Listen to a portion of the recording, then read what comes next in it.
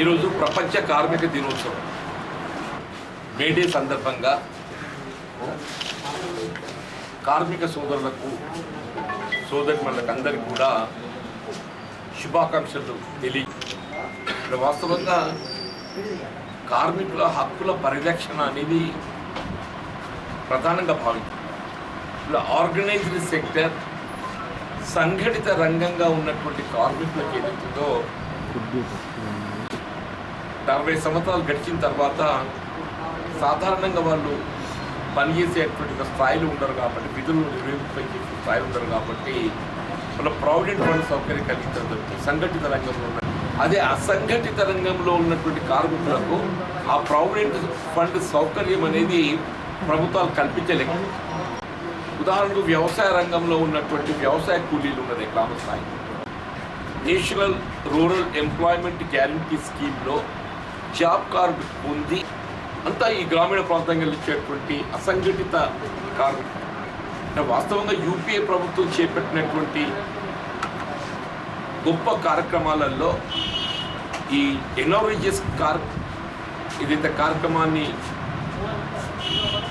చేయడం జరిగిందో, ఇలా పట్టణ ప్రాంత కార్మికులకు ఏదైతే ఉందో కనీస ఉపాధి అష్యూరెన్స్ లేదు. కానీ గ్రామీణ ప్రాంతంలో ఉండేటటువంటి లేక రైతాంగమే కానీ కులానికి అతీతంగా కల్పింపబడాలని చెప్పని గ్రామ పంచాయతీలో పేరు నమోదు చేసుకుంటే విత్ ఇన్ వీక్ వాళ్ళకి జాబ్ కార్డు కల్పించారు. యూపీఏ ప్రభుత్వం సోనియా గాంధీ గారు ఏదైతుందో ఈ కార్యక్రమాన్ని చేయడం జరిగింది. సరే, దీన్ని మరింత మెరుగులు దిద్ది మరింత ప్రయోజకరంగా దీన్ని ఏ విధంగా కార్మికులకు చేరవేయాలనేటువంటి ఆలోచన కేంద్ర రాష్ట్ర ప్రభుత్వం వచ్చాయి. కానీ అట్లా కాకుండా ఇప్పుడు ఏం చేస్తుంది కేంద్ర ప్రభుత్వం, వీళ్ళ గత సంవత్సరానికి ఈ సంవత్సరానికి ఏదైతుందో సాధారణంగా యాన్యువల్ బడ్జెట్ పెరుగుదలకు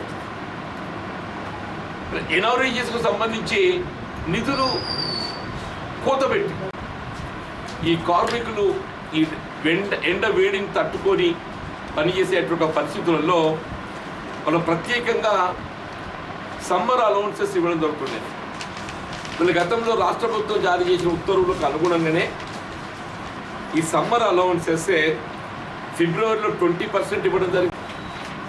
ఏప్రిల్ మేలో ఎండ తీవ్రత ఎక్కువ ఉంటుంది కాబట్టి 30%. ఏప్రిల్ మేలో ఎండ తీవ్రత ఎక్కువ ఉంటుంది కాబట్టి 30%. అంటే ఇప్పుడు సాధారణంగా కూలికి 257 రూపాయలు వేజ్ కల్పింపబడడం జరగాలి. 257లో 30% అంటే ఇంకా 77 రూపీస్ దానికి యాడ్ కావాలి. ఆశ్చర్యకరం ఏంటంటే మన శాసన మండలి సమావేశం సందర్భంగా కూడా ఈ అంశాన్ని ప్రత్యేకంగా లేవనెత్తింది. రాబోయేటటువంటి సమ్మర్ ఎండ తీవ్రతకు ఏదైతే కార్మికులు కూలీలు పనిచేయడం ఇబ్బందికరంగా ఉంటుంది కాబట్టి సమ్మర్ అలవెన్సెస్ ఇంకా ఆరంభం కాలేదు. అంటే అది మార్చి కాబట్టి మార్చిలో నేను మండలిలో మాట్లాడి అంటే కేంద్ర ప్రభుత్వం సాఫ్ట్వేర్ ఏదైతుందో అది మార్పులు చేర్పులు అని కేంద్ర ప్రభుత్వంగా నెపమెట్టి ఏమైపోయింది, కేంద్ర రాష్ట్ర ప్రభుత్వాల మధ్య సమన్వయంలో రాష్ట్రంలో ఉన్నటువంటి ఒక లక్షలాది మంది అసంఘటిత కార్మికులకు సంబంధించినటువంటి అంశం ప్రతిరోజు 77 రూపాయలు ఒక కూలీ నష్టపోతున్నానంటే 30% ఆఫ్ వేజ్ అది కల్పింప చేయవలసిన బాధ్యత రాష్ట్ర ప్రభుత్వంపై లేదా? మీరు కేంద్ర ప్రభుత్వంకి వెళ్ళి మీరు కల్పింప చేయగలిగితే సంతోషం. అదర్వైజ్ రాష్ట్ర ప్రభుత్వం భరించవచ్చు. ఇది మరో వరిధాన్య కొనుగోలు లెక్కన అయిపోయిందే. ఇలా కార్మికుల సమ్మర్ అలవెన్సెస్ కూడా ఏదైతుందో తెలంగాణ రాష్ట్రంలో వరి సాగు విధానం ఏదైతే కేంద్ర ప్రభుత్వం ధాన్యం సేకరణకు మోకాలు అడ్డుతుంది, బాయిల్డ్ రైస్ తీసుకొని అంటుంది అని ఏ విధంగా వరి సాగు పట్ల రైతాంగాన్ని నిరుత్సాహపరిచిందో ఇలా కార్మికులు కల్పించాల్సినటువంటి ఈ సమ్మర్ అలవెన్సెస్ సంబంధించి కూడా వీళ్ళ కేంద్ర రాష్ట్ర ప్రభుత్వాలు అదే విధంగా కార్మికుల పొట్ట కూడా కొడుతున్నారని చెప్పి అంటుండే. వీళ్ళ గౌరవ ముఖ్యమంత్రి గారు బేడే సందర్భంగా ఆయన కార్మిక శాఖ మంత్రి మల్లారెడ్డి గారు అక్కడ రవీంద్ర భారతిలో ఇక్కడ ఒక సమావేశం కూడా జరుగుతున్నట్టుంది చెప్పండి. ఇంత ప్రధానమైన అంశం మీరు గమనించకపోవటం అనేది మీ బాధ్యత రాహిత్యం అని చెప్పండి. ఇంత ప్రధానమైనటువంటి అంశం మీరు గమనించకపోవటం మీ బాధ్యత రాహిత్యం అని చెప్పండి. ఇప్పుడు అసంఘటిత కార్మికుల ప్రయోజనాలకు సంబంధించి మరి ఏ విధంగా వారి జీవితం వృద్ధాప్యం లోపల ఏదైతుందో వీళ్ళకు ప్రావిడెంట్ ఫండ్ సౌకర్యం కల్పించడానికి రాష్ట్ర ప్రభుత్వం ఏదైతుందో మేనేజ్మెంట్ హోదా, నేను చెప్పింది మేనేజ్మెంట్ హోదా, మీరు ఒక పరిశ్రమలో పనిచేసేటువంటి కార్మికుడు వేతనం వీళ్ళ ప్రావిడెంట్ ఫండ్ ఒక 50% వాటా చెల్లిస్తే 50% వాటా మేనేజ్మెంట్ చెల్లిస్తుంది. ప్రతి నెల కార్మికుడు ఒక 100 రూపాయలు చెల్లిస్తే మేనేజ్మెంట్ ఒక 100 రూపాయలు దానికి యాడ్ చేస్తుంది. అల్టిమేట్గా 200 రూపాయలు ఏదైతే ప్రావిడెంట్ ఫండ్ అకౌంట్ జమ అయిపోతే after they retirement age attaining 60 years వాళ్ళు ప్రతి నెల ఏదైతుందో బీడీ కార్మికులు ఉన్నారు, ఉదాహరణకు బీడీ కార్మికులు వాళ్ళకి యాజమాన్యం ఏదైతుందో ఈక్వల్ టు దట్ ఆఫ్ కార్మికుడి కాంట్రిబ్యూషన్కు యాజమాన్యం వాటా చెల్లిస్తుంది. నేషనల్ ఎంప్లాయ్మెంట్ గ్యారంటీ స్కీమ్ కింద పనిచేసేటటువంటి గ్రామీణ ప్రాంత వ్యవసాయ కూలీల మోస్ట్ ఆఫ్ దెమ్ ఆర్ దళితులు, ఎస్సీస్, మోస్ట్ ఆఫ్ దెమ్ ఆర్ ఎస్సీస్. మరి వీళ్ళకందరికి జాబ్ కార్డ్స్ కలిగి ఉన్నారు కాబట్టి it's easy to identify. వీళ్ళకందరికి job cards ఉన్నాయి. వీళ్ళ నేషనల్ ఎంప్లాయ్మెంట్ గ్యారంటీ స్కీమ్లో జాబ్ కార్డ్స్ పొంది ఉండి ఎవరైతే కూలీ వేతనం పొందుతున్నారో వారికి ప్రావిడెంట్ ఫండ్ సౌకర్యం కల్పింప చేయబడటానికి రాష్ట్ర ప్రభుత్వం యజమానిగా వాళ్ళు ప్రతి నెల 100 రూపాయలు దానికి అనుగుణంగా 200 రూపాయలు వాళ్ళు చెల్లించడానికి కార్మికులు అందరూ సిద్ధంగా ఉన్నారు. వీళ్ళు నిజంగా తెలంగాణ రోల్ మోడల్ అవుతుంది. ఇలా కేటీ రామారావు గారు ఏదైతుందో ఎప్పుడు చెప్తుంటాడు, తెలంగాణ రోల్ మోడల్ అని చెప్పాలి. నిజంగానే తెలంగాణ రోల్ మోడల్ కావాలని అంటే ఎన్ఆర్ఈజీఎస్ పథకంలో భాగంగా జాబ్ కార్డ్స్ పొంది ఉన్నటువంటి కూలీలకు అందరికీ కూడా ప్రభుత్వం యజమానిగా ప్రావిడెంట్ ఫండ్ సౌకర్యం కల్పింప చేయబడటానికి చర్యలు చేపడితే వాళ్ళు రిటైర్మెంట్ ఏజ్ కొంత సాఫీగా జరిగే అవకాశం ఉంటుంది. సరే, మీకు ఇంకో 1.5 సంవత్సరాల కాలం ఉన్నది. ఈ 1.5 సంవత్సరాల కాలంలో మీరు మంచి నిర్ణయం తీసుకుంటారు అని చెప్పని మేము భావిస్తున్నాం. లక్షలాది మంది కార్మికులకు ఏదైతే ఒక మంచి కార్యక్రమం ప్రభుత్వం అమలు చేయబడుతుంటే తప్పకుండా చేస్తాం. ఒకవేళ మీకు అంత పెద్ద బుద్ధి, అంత పెద్ద విశాల హృదయం ఉందో లేదో తెలియదు మాకు. లేకుంటే రేపు రాబోయే ప్రభుత్వం కాంగ్రెస్ పార్టీ మేము చేస్తామని చెప్పంటారు. మా ఎన్నికల ప్రణాళికలో ఇలాంటి సోనియా గాంధీ గారు ఏదైతుందో వారి మీద ఆలోచన విధానానికి అనుగుణంగా రూపొందింపబడ్డటువంటి ఎన్ఆర్జీఎస్ కార్యక్రమంలో కూలీలకు మరింత ప్రయోజనకరంగా ప్రభుత్వ పరంగా దోహదపడటానికి ఏదైతుందో ఈ ఎన్ఆర్జీఎస్ కూలీలకు అందరికీ జాతీయ స్థాయిలో చెప్పంటున్నాం. ఆనాడు జాతీయ స్థాయిలో తెలంగాణ రాష్ట్రంతో పాటుగా జాతీయ స్థాయిలో కూడా వీరికి అందరికీ ప్రావిడెంట్ ఫండ్ సౌకర్యం కల్పింప చేయబడే విధంగా వీళ్ళ కాంగ్రెస్ పార్టీ మేము ఎన్నికల ప్రణాళికలో ఈ అంశాన్ని చేరుచేదైతుందో వీళ్ళ జాతీయ స్థాయిలో ఉన్నటువంటి కోట్లాది వీళ్ళు ఏ గ్రామాలు తీసుకుంటే 25% ఆఫ్ పాపులేషన్ జాబ్ కార్డ్స్ ఉంటాయి. మినిమం 25 to 50% జాబ్ కార్డ్స్ ఉంటాయన్న. This is one. ముందస్తుగా అయితే నేను రాష్ట్ర ప్రభుత్వం డిమాండ్ చేస్తున్నాను. నేను వీళ్ళ సమ్మర్ అలవెన్సెస్ ఇవాళ ప్రస్తుతం రాష్ట్రంలో కొనసాగుతున్నటువంటి ఒక ఈ ఉష్ణోగ్రత ఎండ వేడి మనం గమనిస్తున్నాం. వారికి గత సంవత్సరం ఏ విధంగా ఏదైతే సమ్మర్ అలవెన్సెస్ కల్పించడం జరిగిందో వాళ్ళ ఏప్రిల్ మే మాసానికి సంబంధించి 30% అంటే 77 రూపాయలు వస్తుంది. అది కల్పింప చేయబడే విధంగా వాళ్ళ మేడే దినోత్సవం సందర్భంగా నేను ముఖ్యమంత్రి విజ్ఞప్తి చేస్తున్నాను. నేను దీన్ని లిఖితపూర్వకంగా కూడా ప్రభుత్వానికి నివేదించబోతుంది. లిఖితపూర్వకంగా కూడా ఈ 2 అంశాలు ప్రభుత్వానికి నివేదించబోతుంది. ఉన్నటువంటి ఒక ప్రధాన రంగం వ్యవసాయం. వ్యవసాయం ఏ విధంగా నిర్వీర్యమవుతుంది మనం గమనిస్తున్నామే. వరి సాగు సంబంధించి రాష్ట్ర ప్రభుత్వం స్పష్టత లోపించి ఇలా సగానికి సగం దిగుబడి తగ్గిపోయింది. సగానికి సగం దిగుబడి తగ్గిపోయింది. 1 కోటి మెట్రిక్ టన్నులు రావాల్సినటువంటి ఒక వరి ధాన్యం 50 లక్షల మెట్రిక్ టన్నులకు తగ్గిపోతుంది. అంటే 50 లక్షల మెట్రిక్ టన్నుల వరి ధాన్యం దిగుబడి తగ్గిపోవటానికి బాధ్యత ఈ రాష్ట్ర ప్రభుత్వం అయింది. వీళ్ళు కేవలం 3,000 కోట్ల భారం పడేటువంటి ఒక అంశానికి రైతాంగం అనేది అవుతుందో వరి సాగు పట్ల నిరుత్సాహపరిచి ఆంక్షలతో వరి విత్తనం కూడా మార్కెట్లో అందుబాటులో లేకుండా చేసి మొన్నెవరో పెద్ద మనిషి అంటుండేదో పత్రికలు చూసి మేము రైతాంగాన్ని మేము వరి సాగు చేయదని ఇక్కడ అనలేదని చెప్పండి. కలెక్టర్లు దుకాణాలు తిరుక్కుంటే ఏదైతుందో ఎవరైనా వరి విత్తనం other than seed purpose buyback agreement లేకుండా వరి విత్తనం అమ్మినట్టయితే దుకాణాలు సీజ్ చేస్తామని చెప్పింది. జిల్లా కలెక్టర్లో చెప్పంటూ నేను 50 లక్షల మెట్రిక్ టన్నుల వరి ధాన్యం దిగుబడి తగ్గడానికి ప్రత్యక్షంగా రాష్ట్ర ప్రభుత్వం ముఖ్యమంత్రి గారి బాధ్యత వహించాలని చెప్పంటారు. 50 లక్షల మెట్రిక్ టన్నులు అంటే 50 లక్షలు ఇంటూ 2,000 అంటే ఈ రాష్ట్ర అంతే ఎంత వస్తే 50 లక్షలు ఇంటూ 2,000 కొట్టుది బాగా 10,000 కోట్లు బడే సీటు అంతే గిట్ల మరి ఈయన కోటి 2,000 మరి నువ్వేమంటున్నావు 50 లక్షలు ఇంటూ 1960 అంటే 2,000 10,000 కోట్లు.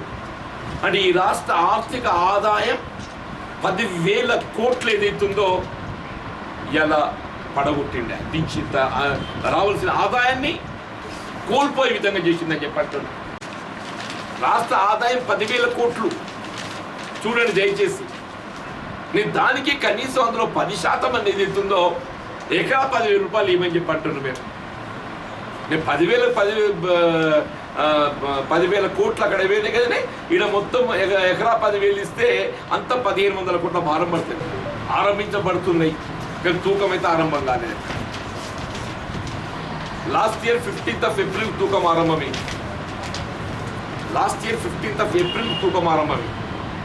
ఇవాళ 1st మే 12th ఏప్రిల్కు ముఖ్యమంత్రి గారు విధానపరమైన నిర్ణయాన్ని ప్రకటించారు. దాన్ని సేకరిస్తామని చెప్పారు. 12th ఏప్రిల్ తక్షణమే ధాన్యం సేకరణ కేంద్రాన్ని ఆరంభించి తూకం ఆరంభింపజేస్తామని చెప్పారు. ఇంతవరకు ఎక్కడ కూడా వడ్ల కుప్పలు పడిపోయిన రోడ్ల మీద ఎక్కడ పోటీ వాళ్ళని పొద్దున వెల్లుర్తికి నరసింగపురం పోతున్నాయి. మొత్తం రోడ్డు ఇక్కడికి వెళ్ళి అక్కడ వడ్ల కుప్పలు. రైతు కూలీలకు అండగా నిలిచే విధంగా రాహుల్ గాంధీ గారు ఏదైతుందో వరంగల్ జిల్లా పర్యటనకు వస్తున్న విషయం మనకు అందరికీ తెలిసిందే. ఇది కేవలం ఒక కాంగ్రెస్ పార్టీ సంబంధించిన అంశంగానే కాకుండా కాంగ్రెస్ పార్టీ ఆధ్వర్యంలో సభ నిర్వహింపబడుతున్నది. బట్ అంశం అనేది ఏదైతుందో మేము రాజకీయాలకు అతీతంగా రాష్ట్రంలోని రైతాంగం అందరూ కూడా స్వచ్ఛందంగా ఈ సభలో పాల్గొనాలని చెప్పని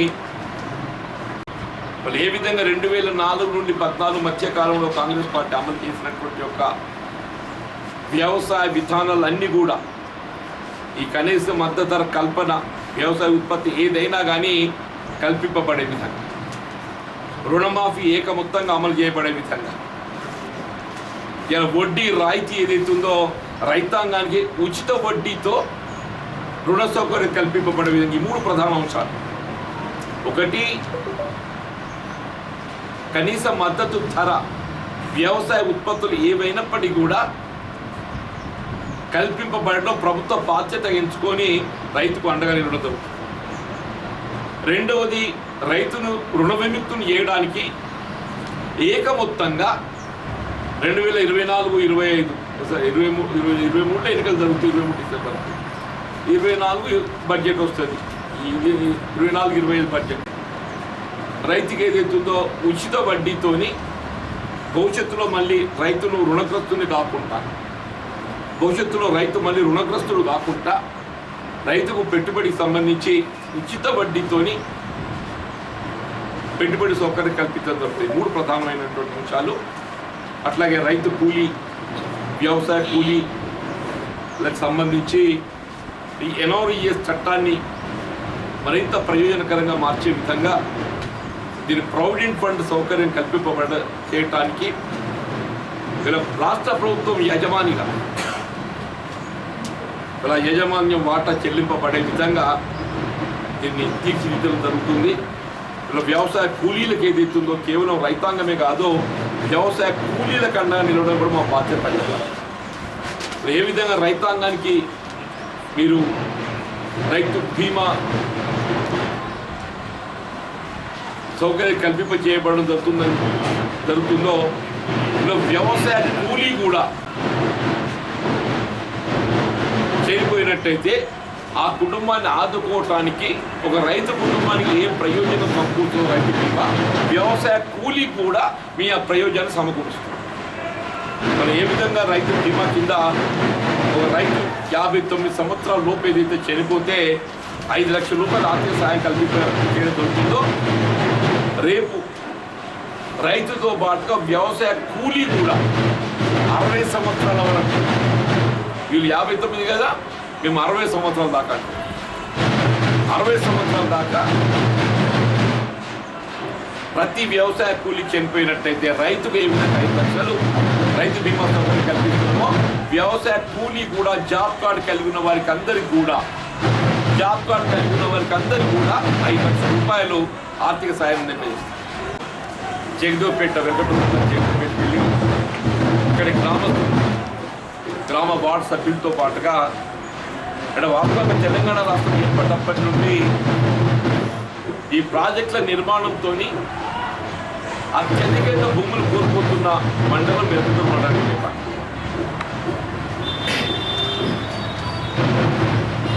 ఇవాళ ఈ తోడు టీఎంసీ అదనం టీఎంసీకి సంబంధించి ఏ విధమైనటువంటి అనుమతులు లేకుండా ఈ బలవంత భూసేకరణ ద్వారా ఈ జగదేవ్పేట కొండాపూర్ గ్రామాల మధ్య దాదాపు 100 ఎకరాల భూమిని కోల్పోతున్నారు. ఇప్పుడు అక్కడ ఎకరా 20 లక్షల తక్కువ ఎక్కడ లేదు, వాళ్ళు కల్పించే 9 లక్షలు ఇస్తున్నారు. మరి మంత్రి గారు ఏదైతున్నదో ఆయనకి ఎక్కడ భూములు ఉంటే 9 లక్షలు దుత్తులో నాకు తెలియదు. నేనైతే పాపం అమాయకులు ఏదైతుందో 9 లక్షల రూపాయల బలవంతంగా భూసేకరణ చేస్తుంది. అట్లాగే గీతా కార్మికులు వాళ్ళకు ఉపాధి కేవలం ఆ ఈత చెట్టు, తాటి చెట్టు. ప్రధానమైనటువంటి ఒక ఉద్యమకారులు ఉస్మానియా యూనివర్సిటీ ప్లస్ శ్రీకాంతాచారితో ఆరంభమైనటువంటి ఒక ఈ ఆత్మత్యాగాలు బలిదానాలు ఏదైతుందో వీళ్ళ కేంద్ర ప్రభుత్వాన్ని స్పందింపజేసింది. తెలంగాణ రాష్ట్ర ఏర్పాటుకు ఏదైతుందో దోహదపడి అటువంటి ఉస్మానియా యూనివర్సిటీ విద్యార్థుల యొక్క ప్రస్తుత పరిస్థితులు, వాళ్ళ విద్యకు సంబంధించి, వాళ్ళ భవిష్యత్తు జీవితాలకు సంబంధించి ఒక అకాడమిక్ ఇంట్రెస్ట్గా రాహుల్ గాంధీ గారు ఏదైతుందో ఆయన యూనివర్సిటీస్ విజిట్ అనేది కేవలం ఉస్మానియా యూనివర్సిటీగా పరిమితమైంది కాదు. ఇది గతంలో సెంట్రల్ యూనివర్సిటీ కూడా విజిట్ చేసింది. గతంలో హైదరాబాద్ సెంట్రల్ యూనివర్సిటీలో ఎప్పుడైతే సంఘర్షణ జరిగినాయో అక్కడ కూడా విజిట్ చేసింది. మొత్తం దేశంలో జాతీయ స్థాయిలో ఏదైతుందో almost has visited more than 50% of universities visit చేసింది. మీరు ఉద్యమాల గడ్డ ఉస్మానియా యూనివర్సిటీ విద్యార్థులతో ముఖాముఖి భేటీ, చర్చ, అకాడమిక్ ఇంట్రెస్ట్ అనే ఉద్దేశంతో అనుమతి కోసం ప్రయత్నం చేస్తే రాష్ట్ర ప్రభుత్వం ఏదైతుందో basically universities are autonomous. Universities are autonomous, అవి స్వయం ప్రతిపత్తి గల్లే. దానిపై రాష్ట్ర ప్రభుత్వానికి ఏ విధమైన అజమాయిషి ఉండదు, రాష్ట్ర ప్రభుత్వానికి ఏ విధమైన ఆధిపత్యం ఉండదు. It will function under the chairmanship of the governor. Governor is the chancellor. రాష్ట్ర ప్రభుత్వ సూచనకు అనుగుణంగా వైస్ ఛాన్సలర్ నియామకం చేయబడ్డప్పటికీ మరి అల్టిమేట్ ఉత్తర్వులు వైస్ ఛాన్సలర్ ఇవ్వాల్సి.